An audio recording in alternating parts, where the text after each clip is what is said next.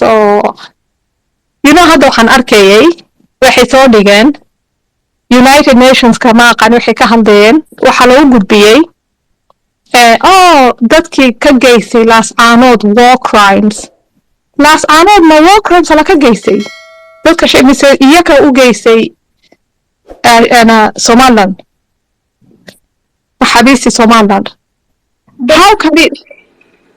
Yeah, I saw that, Edna. It's like ridiculous. How can Somalia send you to you and you never send Somalia to you for Isaac genocide all those years? Like, come on. Like, what are we doing? We should just bury ourselves. Just find a grave and just go and marhoon. That's it.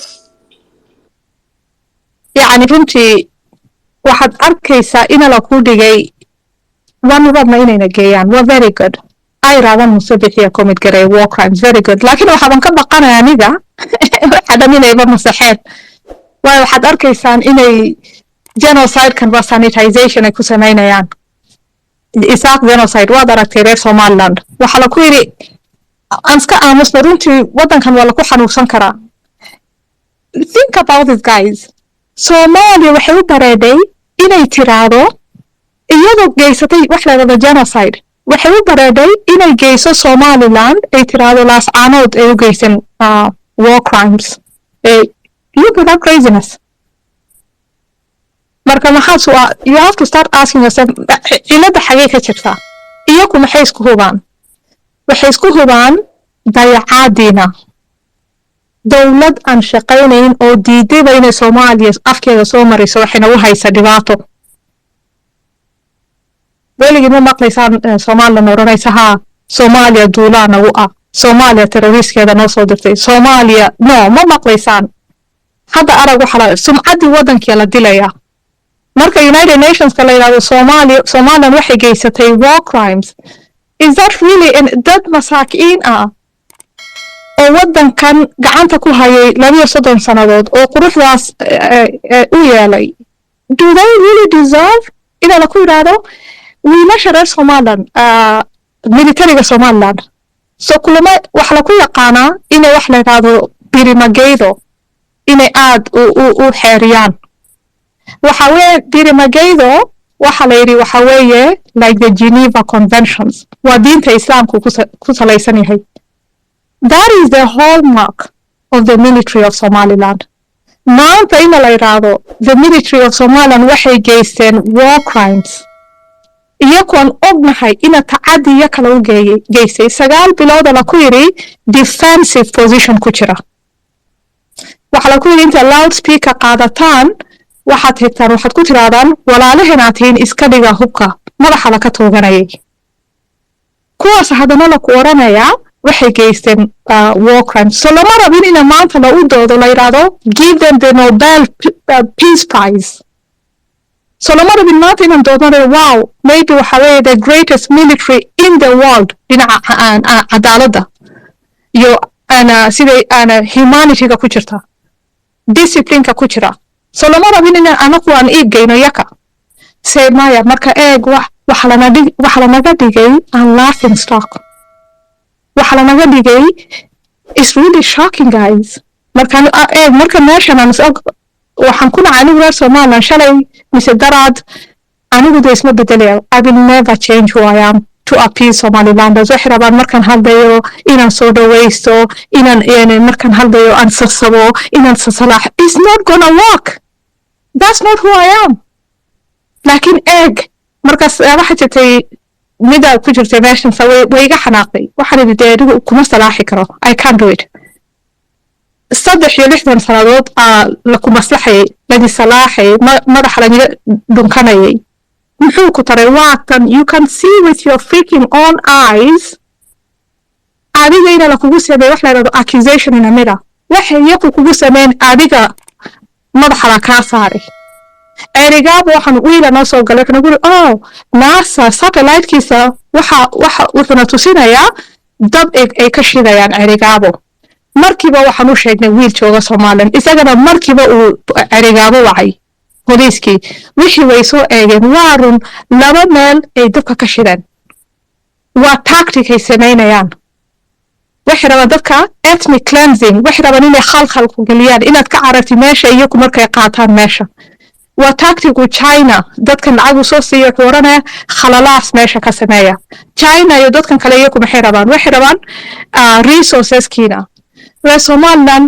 ma balaariyaan maskaxda Iran meesha ku jirta China meesha ku jirta Qatar meesha ku jirta kuwan lacagta sidan loogu firdhiyay adigana waxa la kugu yiri qabaayilas haysta waxay kugu oranayaan ha khamri ama cabin waa wiilal yar oo khamri cabay absolutely not it's a technique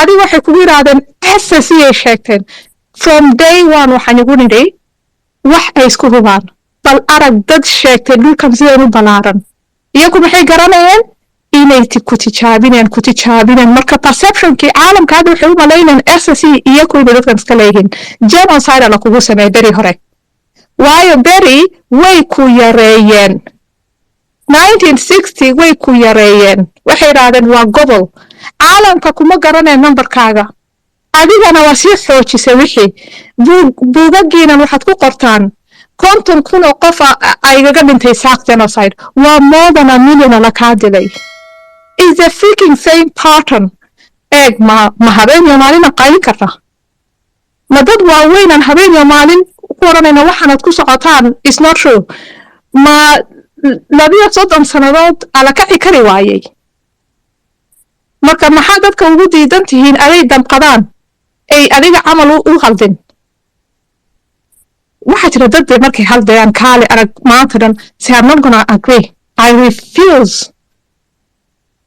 why look 2 years on social media qaybine 2 years on social media in front of my eyes dadala qalqalay wiilasheena in front of my eyes maanta hadana waxay ku badan this is the most shocking I actually thought anigu waxaan u malaynayay inay sidan ka fiican tahay laakiin maanta waxaan gartay waxay ku badan dadkan Isaaq genocide ala qaatay I can guarantee Isaaq genocide was better you know why Isaaq genocide was better because you had no power you were powerless against a brutal dictator maanta se wadankaaga adadu gacanta ku haysid waxa la ku yiri dadkan waan qalayna in front of you waan ku baxdilayaa hadana you can't say anything waayo dhaxdiina aniga ku dhaxdaada waan ku jabiyay internally waan ku waxaan cadowtimaan dhaxdiina dhigay marka adigu dad ma soo bandhigi kartid wixii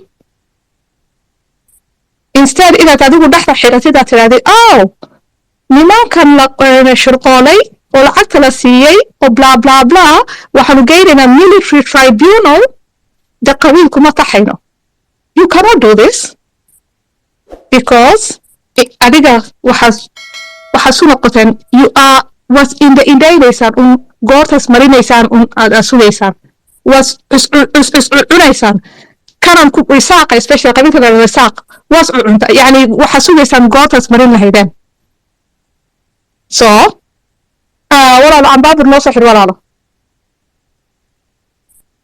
I'm sorry for coming back. Wallahi, you know when they started Edna, I said something, I know you might think I was extreme. I say, why these people are claiming SCC and the community that lives there, they're just quiet? Forget about Somaliland. You know, at the UN, you can put a case depending on your own clan. If you are being subjected to genocide, ethnic cleansing, discrimination, you can do that. And I was like, what is the community that lives in SSC in Sana? Why are they quiet? Forget about Musabi, he doesn't care. He has his business. Forget about Kahin. The indifference that came from there, it was wow. Because you were the target first. Of course, they're going to come to the next one to put to her case after that. But you were the first target and you stay quiet. You didn't even press. To a point where some of them, they were told by politicians, go and say, I'm not fighting with the Laascaanood. What? There's no fighting here. There's an ethnic cleansing. Fight is different. You know, civil war is different. You are ethnic cleansing me through your laws, through your manifesto. Did you hear the manifesto of SSC? It's ethnic cleansing. Why do you think Israel they always foundationally when they talk about Hamas they always look at their manifesto, which is clear says Jewish ethnic cleansing, and that's why they get support from international and from the Western countries because they say here look at Hamas, they say they're gonna cleansing in Jewish people, and that's their argument to fight Hamas, and they get support. You should have done that exactly. Hey, I live in SCC. I'm one of the community in Sarasana. Here the manifesto is ethnic cleansing. Proved right there. Now to a point you have more evidence. They went and supported by Somalia. Then Hammer. Through their ethnic cleansing manifesto. Right there. Everyone is quiet. Wallahi. That's why I say the indifference is not just Musabih, it's not just Wadani, it's not just Faisal, whatever. The indifference is every doha of Somalia. It's so, I mean, there's a level of it, but it's so every corner of Somaliland. To our young people, oh my God, we are going to a different places, guys, and it's not looking good. It's not looking good. Diaspora, the indifference from the diaspora. You know, and I will share with you, and I'll show. Well, look at these Jewish people from New York traveling all the way to fight Hamas in groups. You know, using their pen, their connection in America and everywhere to fight the Hamas group. Did you see that happening with the diaspora? No. They like just lay down there, just, you know. And Edna, you're right. People don't like how we speak. Maybe because we're Sijui, you know, we're just straightforward. When I hear Wako Heshmad where? We're Sijui, we're straightforward. We just look at these things as like, this is madness. You know? People when I Wako Heshmad, you cannot say these things. No, I cannot say things. They're there in your face. Why you try to hide? This behavior of hiding things, they're there in our faces. What are you hiding? Your military has been beheaded in front of you. Why are you trying to appease someone and like let's pick nice, like let's hashmada for what? We have not respect ourselves when we allow this thing to happen. Whether we're in diaspora or whether in Somaliland. So there's no hashmada here, you know. So I'm like you, I'm gonna speak. I know people don't like how I speak. I don't care. If you think like, oh, she's maybe looking us down. Yeah, we need to be looked down because we are actually horrible people. Well, we're the lowest of the lowest. But you can elevate yourself. You know, nobody stay at the lowest. You can go up. But it's up to you, you know. It has to be you to upgrade yourself. So don't just like, oh, these Jewish girls, they're just talking like this, they're looking us down and things like that. We are actually being looking down by everyone. Imagine being controlled by Somalia, a failed state. Well, Allah, biggest ever. We should feel ashamed at ourselves. Somalia, a failed state, a country that we give them our independence to utilize. Today is playing as chess. Weyan. They like don't even come here with your macho and your I help them this. What's kind of asnim? Why don't you use the knowledge that you always we did this for them. Why don't you use it for yourself? What was going on? I did you. Why don't you use that to help yourself? Or are you self-hate? Somaliland? Then you need first to deal with your self-hate. Then maybe after that you will be able to help yourself. Oh, I am tired when I hear Somalilanders speak. We have Somalia. We give them independence. We did this. Why you wanna take away? People are gonna ask themselves. Maybe even this is fake. Because if you really help them, why don't you help yourself? So it might look like we're looking at people down, but we are actually down to the down, like ebb down. it's this is not Somaliland that I know. Wallahi, I feel aib like nowadays. Maybe I'm just gonna consider myself a Tanzanian, Jewish American. I don't know. It's aib even to say you're Somaliland. Wallahi, wa aib. You tell Ajnabis what's going on in Somaliland. They look at us like you guys are madness. I was just talking to someone today, very important. And they look at me and listen, huh, you didn't do what? You haven't been what? Like, they look at us like, Allah dadkan waa nacas weeyaan. Allah waa ceeb weeyaan. You guys, you are shamed us. You are shamed us. So we need to overcome this shame. You know, the Chinese, they were the most superior kingdom. How they overcame, they realized that they are in the shame box and they need to come out. They even say 100 years of shame. You know, they didn't go up there and say, Allah, don't knock my ego, don't call me, I'm a shameless.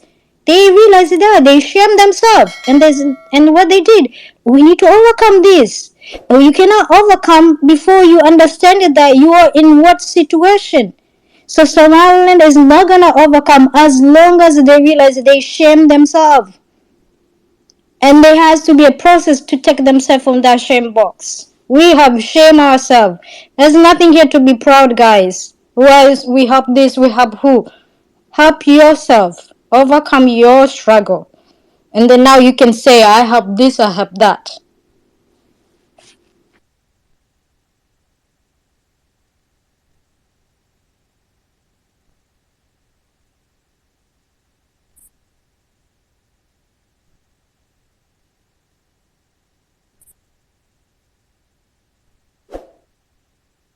Okay, guys, thank you so much. Noreen, your BIPOC. qaranka maxaad ku soo xiri lahaydeen? Hi, Sajdair. Qayladani badatay. We're exhausted, guys. Noreen, maxaad ku soo xiri lahayd? أنا إن بدن بتشوكتي ما شاء الله في عن تاني أنا تمدنا عن بابر كلكم عن بابر حسب إنه أدنى وإن حضرنا لكن محمد بمهم أنا كنسا إن الأذان إن شاء الله وإمن السماء ما فيها إن شاء الله وإمن السماء ما فيها حسب إنه يمكن كنا كمان دقائق كرنا يعني إسكما أمسي كريسيد لكن waxa ugu muhiimsan caafimaadkeena inaan ilaalino waayo eeg caafimaadkaasaa ku ilaalinaysid haddaad maskaxdaada ka dhaadhici oo geli ilaahay wuxuu qadaray baa dhacaya ta kale maskaxdaada geli waayo eeg waxay ku fiican tahay markaad qadarka ilaahay maskaxdaada gelisid wax badan buu kaa khafiifinaya laakiin haddaa istibaahdid wax hagaaji orada gacanta kuguma jirto maxadi Somaliland madaxweynaha gacanta kuguma jirto waxbana lagama maqlayo adigina haddaad istiraahid waxaan hagaajood qaylisid oo naftaada magaranaysa aad bilasha badan saartid waxa shay يعني دب كينيا قفك حنين بو كينيا waxa fiican marka kasta dareentid waa taabtay amba wax xumaad aragtid weysiiso la barakacdo tuko ilaahay ka bari inuu maxaydo ka khafiifiyo niyadaadana ku qanciyo ku dhe waan guuleysanayna si aanad magaranaysaa oo aanin niyada ku jabin amba uu qofku xanuunsan waayo maalmahan waxaan yani inagu dhacaya wax adag weeyaan markasta waxa arkaysa wax kaan xinaya darkaysa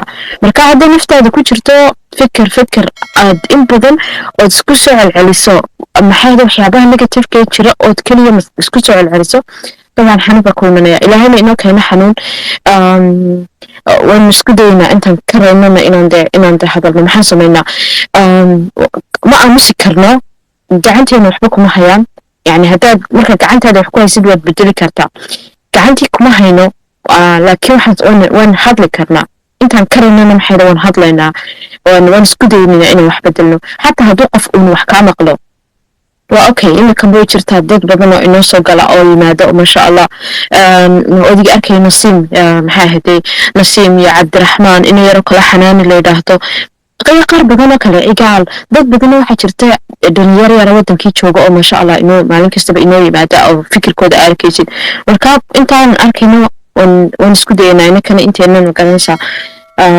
inta qurbaha joogtay inaan hadalno marka insha Allah khayr noqon saa zaaj daahir falaalo welcome kusaa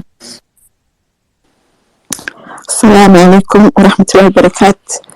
صباح ونكسر مرتاني حقيقة هذا من أخرتي بيعملها ما لا صدح لي يلا 8 دقيقة. انتي لا ما شاء الله والله له تعالى هيدين داي عفمات كنا الله هيدين دايو انتي نورين ترينا اللي لعب أيان كل سبورت كرينيا وارن وينو بحنا هاي ورتدينه يعني يقينتي إلهي عينو دبوا نقول قدرت لهم بنسانية كلمة ذكية أندوني يعني go respect كرينيا the amount of hours admission كسو شرتين is محمد هذا أيان كلمة ذا تري ما عرفتي حاول محمد هذا ممكن أنت يدك سكين يقوم بقى يعني تتكع Laascaanood waxa ku dhacay dadkii la deganaa ee kaba badnaa majority-ga maxaa ku raada deegaan ahaan soo lahaan baledkeeda iyo magaalada naftirkeeda dadkii deganaa ay haddana suuxsanaayeen kamidaas baan u soo galay dagaalada lagu jiro ama magaranaysaa the strategic planning aynu samaynayno moogtay various fronts buu leeyahay laakiin kelmadaas ayaan haddaan ka duulo waxa igu soo dhacay dadkan maartay the sleeping majority inay kacaan bay u baahan yihiin moogtay the women even to use inay damqadaan is the wrong word waa inay kacaan bottom line waa inay kacaan oo the knowledge buu iyaga u gaadho so I was thinking waxyaabahan cusub ee marka dadku ay for popularity sake ay u samaynayaan uu ka mid yahay podcastka maalintii ugu horreysay idiin soo galay horta back in June waxaan ka bilaabay awareness on the ground baa horta de muhiima because awoodda halkaasay taala madaxdani may sii joogjoogi karteen hadday dadkani qayqaylinayaan oo hadlayaan but they don't understand the power of maartay bulshaweynta iyo protests iyo demonstrations waxaasoo dhan ma garanayaan laakiin even caalamada nimanka aad ka sheekaynaysaa that's what they do adiga nimanka ayaan haddadan sheegaya what the Jews of maartay New York and wherever ay samaynayaan dadku way kacaan maartay and then magaranaysa wad khasab waa la maqlaya so this podcast dad baa imaka jira magaranaysa marka yarkii Ismaaciil wuxuu kale la yiraahdo de how many wuxuu leeyahay thousands and thousands of followers buu leeyahay laakiin isagu is non-political. I'm not particularly talking about Ismaaciil Ubax but I'm just giving an example of how the followers iyo dadka dhegeysta maarta sheekooyinkan si u badan yihiin so podcast maartay and yani wanigan kula there's so many fronts baa laga hadlayaaye and all those fronts isku wada qaadin like imaka spaces gan in joogno all the fronts baynu kasoo hada qaadina whether it's economy whether it's genocide whether it's recognition whether it's maantana dhacday whether it's we're talking about too many different things. This podcast ka waran hadduu just maxaan ku dhahdaa u yeesho maxaan ku dhahdaa one topic uu ka hadlo kaas oo ma garanaysaa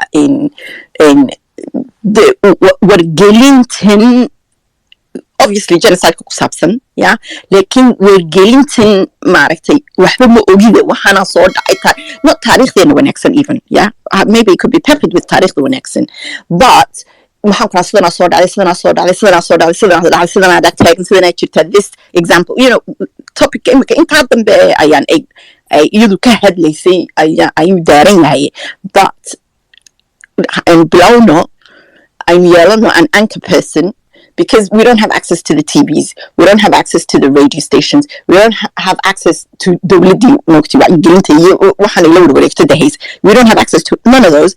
Anchor person aynu yeelano all of us listeners aynu noqono topic maartay la diyaariyey oo ma garanaysaa where we want to lead it hala diyaariyo and then dadka maartay sool iyo dadka maxaan ku sanaag iyo dadka awdal all those endangered areas horta halaga bilaabo the borders halaga bilaabo and ma garanaysaa topickaas followers markuu iska yeesho dadku iyaga isgaarsiinaya it needs a bit of planning but let's use waxa in our hands intaas ban usoo galay idinkana ilaahay inka jazaa'isiyo wallahi waqtigiini oo dhan ba waxaad geliseen ma garanaysaa you've probably left family and friends and everything life baabad ka dhigateen ba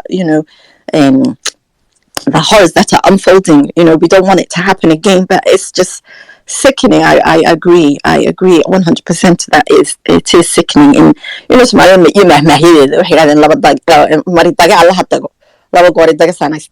this is us. We haven't woken up, you know. So yes, 100%. intaan baan idin oranaya ilaahay aa idin barakeeyo ilaahay aa idin badbaadiyo caqalkiina iyo maarta caafimaadkiibana ilaahay aa idin xifdiyo insha allah biidnillahi kariim. Wassalaamu calaykum waraxmatullahi wabarakaatu.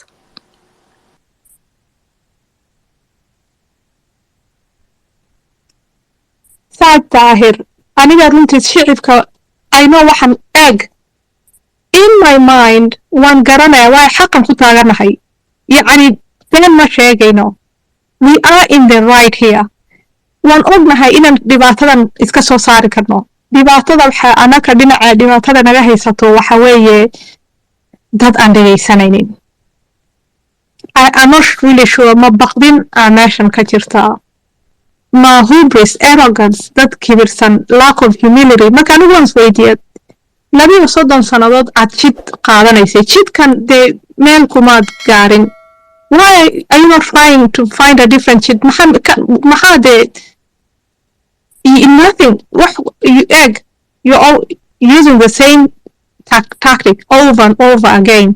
30 sannadood haddana waxaad arkaysaa you're on the brink inay maanta ku baabi'iyaan. indhahaaga waad ku arkaysaa. Why don't you try this new tactic? like really it's based on facts. waa kan xaqiiqadii dhabta waa kan daraad waxaan la hadlay wiil I think niyadjab aad u weyn ay u dhacay. qofan aad u aaminsan yahay oo dowlad aad very close very nice mujaahid SNM. marka waanu sheekaysanay waxaan ku yidhi Isa Kaid aduu saxiixo bayskan without the State Department dhibaato weyna naga imanaya. marka isagu yaaban yahay waxaan idhi State Department inay meeshaas ay joogaan weeye ma aha un Defense Department. marka isaga wuxuu garan the isolation aan ku jirna anaka. waxaan ku yidhi the isolationkan adiga isgelisay isolationkan waxaad qaadatay de facto label egg. aadan waxay diidan yihiin inay xaqiiqada dhabta ay taabtaan ay hoos ahaan u daadegaan. markii hore ina foundationkaaga horta hagaajisay soo ma aha. you cannot build a house foundation that is crumbling. let's say gurigaaga waxaa ku jira termites haddana waxaad gelinaysaa daaqadii iyo roofkii laakiin hoos ahaan uu burburaya. marka anag he's very smart. he's a PhD holder. marka maanta dhan uu ila murmaya waxaan ku walaalo no Defense Departmentka keliya eegadaad eegtid NDA Act waxay ku raneen kabacdi Somaliland waxay ka mid tahay Somalia. marka waxaan idhi my god aduu hadda saxiixo with the Defense Department waxaa ka hoos qaadan doona State Department. iyakana waxay xoojinaan one Somalia policy. muxuu marka waxaan ku taray. marka wuxuu ku oranayaa the isolation aan anaku ku jirna adan Amerikaanka hadda iska xixidno isolation aan ku jirna. I'm like my god. marka waxaan ku yidhi maya Amerikaanka inala hadashaan aad narrative ka bedeshaan. let's start from some male horta America she doesn't know what you're talking about. so lama rabo inaan miis kala fadhiisaysid America ad ku tirahdid we are not part of Somalia. this is the evidence. yaa beenna ku sheegin. 26 June waxa iskale wadanka la yiraahdo Somaliland. korkan xaqiiqada dhabta waatan aad ku qortay xaggan waxaan hoose Soomaaliya ka mid tahay xalaad ka keentay. marka wuxuu yiri the United Nations ka. marka waxaan ku walaalo the United Nations maxaad ku dalaxas ku galiyay. are you signing a treaty with the United Nations? base kana so America lama saxiixanaysid. you know that Tahir I felt like as markaasan dareemay yani this kind of hopelessness. waxani ka PhD holderka amaanta dhan kula meeraysanaya like this. waa wixii la ku soo shubay arag 30 sannadood la ku yiri waxan is a political matter. yes it might be a political matter because United Nations ka or member states ka they waxay ku jiraan United Nations laakiin dhinacaaga ma soo dhigin. real politics ma soo dhigin. adiga taadi meeday. why are you just following the flow? is it not your country? this country berbera so wadankaagi kuma so are you not negotiating from a point of strength? يعني ayaan anigu aad waxaan idhi my god Edna, you know, this is what we were talking about, the Uganda thing. And okay, I never speak on the public, but I had a discussion with him. Same thing. He's arguing with you with the nonsense. Well, like, I don't know. I make a joke before, and I say, if I go to Hargeisa and I just stay there a couple of years, I'm gonna have the same mindset. Edna, I'm gonna argue with you with your fact. I'll be like, Edna, you don't know this. This is well, like something way boofies here. I don't know. They boofies here something and people become dumb. I don't know. I'm sorry for saying this language. Like I said, when I come here, I'm gonna be straightforward with Somaliland. We are dumb. 32 years is too long for not getting recognition because you are dumb. Let's just be honest. And here, when I say dumb, we are all dumb. Because you having that argument, I have been having argument with this several people in Somalia. From the educators, from the cleaner, they are arguing nonsense. You argue nonsense and you feel like maybe you might even be wrong. They are right. And then you look at 32 years. I mean, no, they're not right. 32 years is too long. Wallahi, they argue nonsense like someone argue with you. I'm from that area of East Africa. Why are you gonna argue with me that I'm telling you did wrong for Uganda? And you're coming argue with me with the nonsense.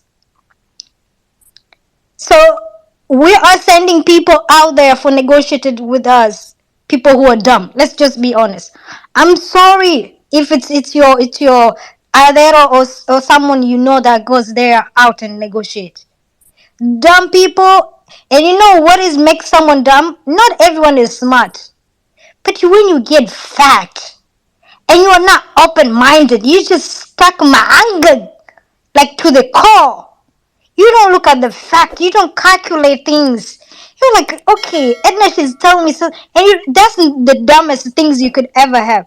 You know, we're all achieving for knowledge. We don't have a complete 100% knowledge. We're always looking for something. But when you are not open-minded, you are not critical thinking, you're not open the box, that's when you're dumb. And this is exactly what they share for 32 years.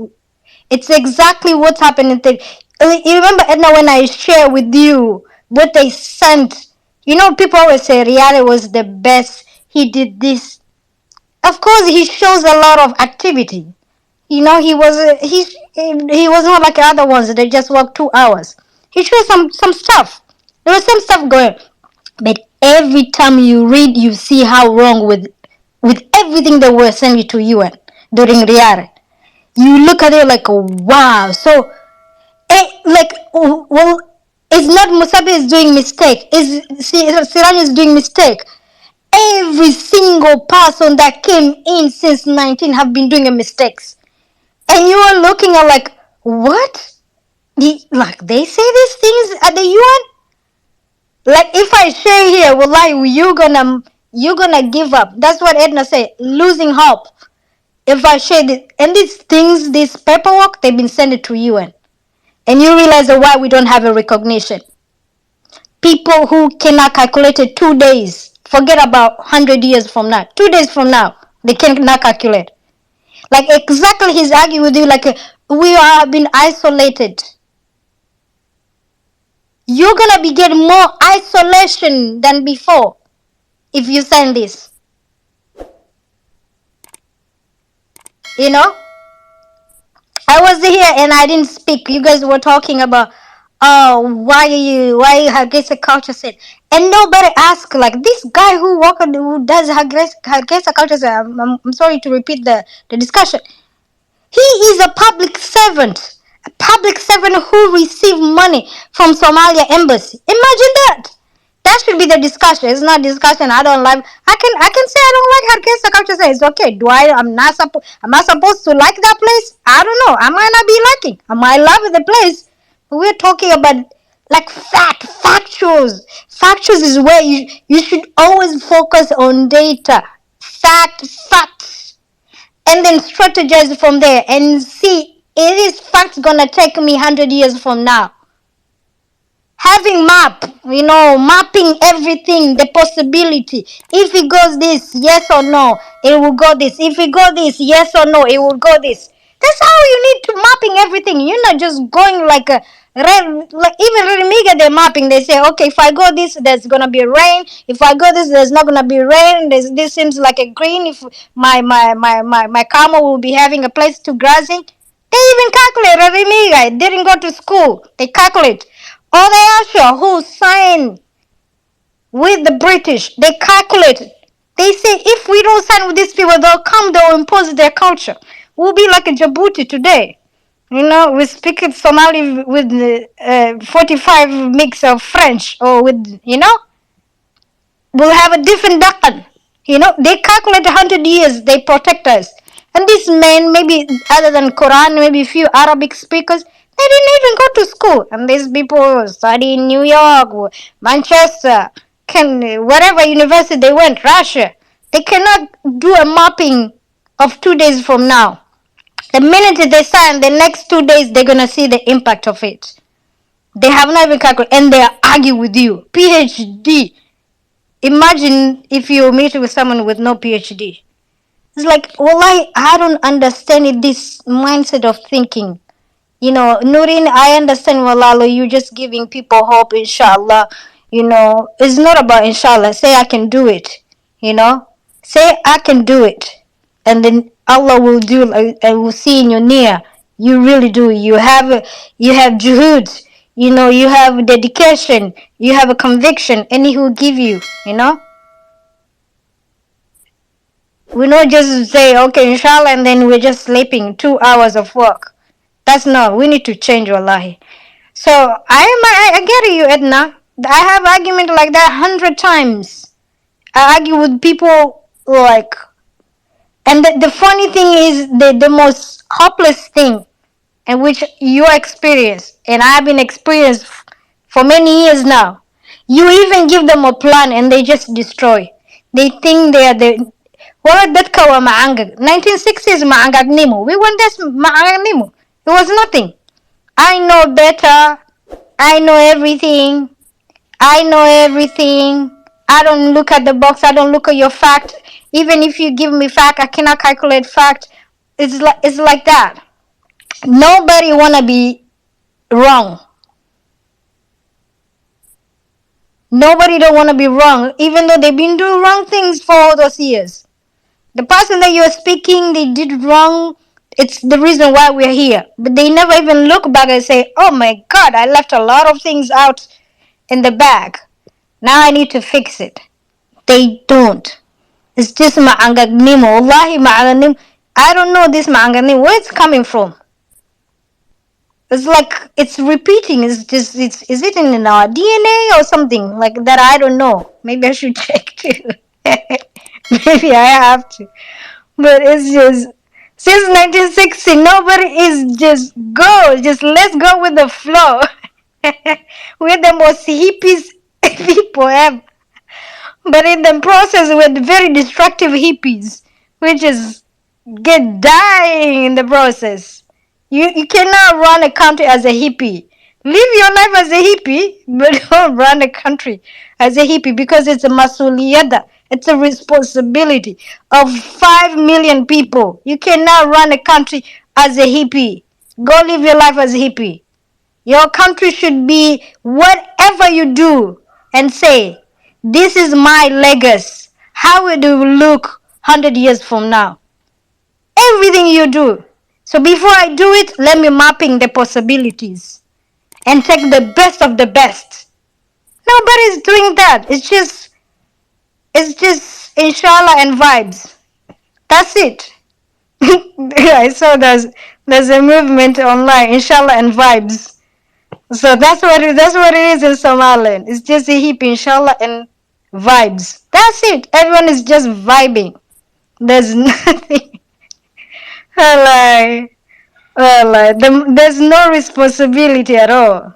But you see, if you don't if you're not a responsible person, you have a genocide, 2 million people. 1960, the people who did the mistake, the result is 2. They're gonna do another mistake. Maybe that time everyone's gonna be wiped out. And Somaliland is gonna replace it by my people and people who speak Chimini, whatever. Minangka, why? You know, that's pretty much